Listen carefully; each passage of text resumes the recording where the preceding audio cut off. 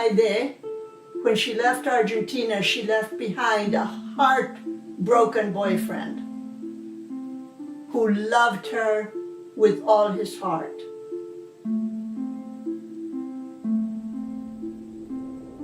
But she just couldn't see marrying a childhood friend.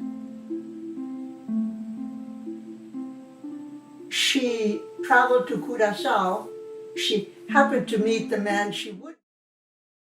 To admire how she used animation with her documentary. I think using animation in non-scripted work is incredibly powerful because it allows you to explore where sort of like the documentary limits are.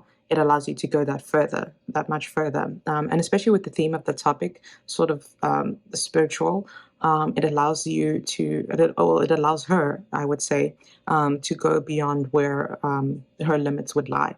So I think that was really a really good choice for her to use animation in this specific documentary.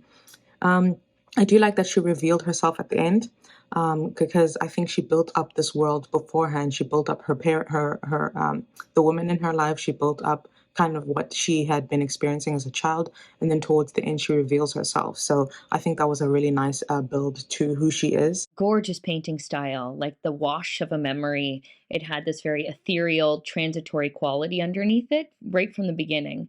And there was always this suggestion of more of that magic for those people who had those ghost experiences. That was a really interesting topic, and I loved the familial connection. I think it made the subjects very open and allowed them to share their story in an intimate manner, and perhaps more intimate than it would be from strangers.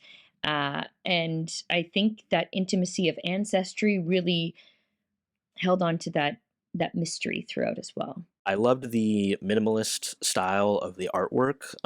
Even though it was minimal, it was still extremely expressive and stylized.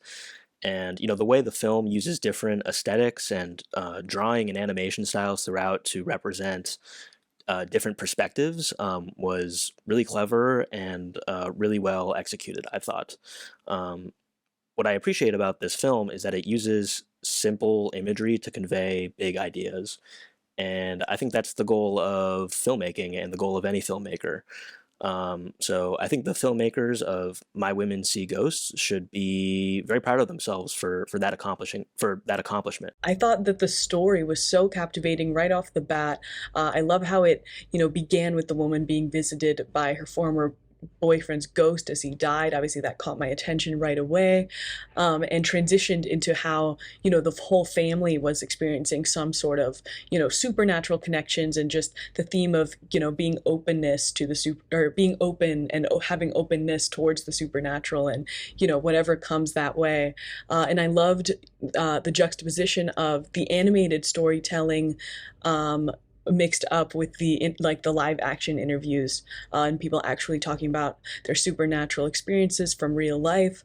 I also loved, yeah, like I was saying, just the discussion of openness, and asking the question of what's the harm in being open, to these kind of supernatural experiences. I thought was really interesting. Such a great piece. It caught my attention right away for the stories and experiences, and I love the narration approach as well, and just kind of hearing voices across the generations, and the anecdotes and experiences and stories that they shared with ghosts. And I just think that the way it was told with the animation and the different perspectives was very respectful to their experiences, but also reassuring. It didn't make it scary or sensational, and it was a really, really great use of animation and documentary storytelling combined in one form. So I thought that was just great.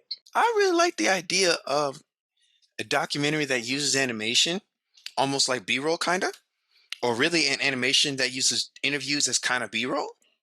I really like that mix, and I think it worked really well here because I think you can show things in animation that you can't necessarily show in like stock footage or B-roll or whatever. Like when she's looking at the laptop and then the ghost of herself is looking back at her, you can show things to evoke emotion and tell story more visually through animation because you can draw it literally out. Then you can show like just getting B-roll. You know what I'm saying? So I really liked that it the way that this film blended those two worlds is what I'm trying to say. And I think that was really strong, and it worked to evoke stronger emotion and tell the story better, more visually. I really liked how they transitioned from animation to video back again, to tell the story and to have the interviews. I thought it was a really interesting way to keep things fun visually and to kind of tell these memories and things like that, where you can animate it as they're narrating, which I thought was really beautiful. And then to kind of weave it all together with telling not just one story but all of their stories, or all of these different stories. I really enjoyed it. I thought it was interesting to learn about and hear their journey, their, like I said, their legacy to a certain extent.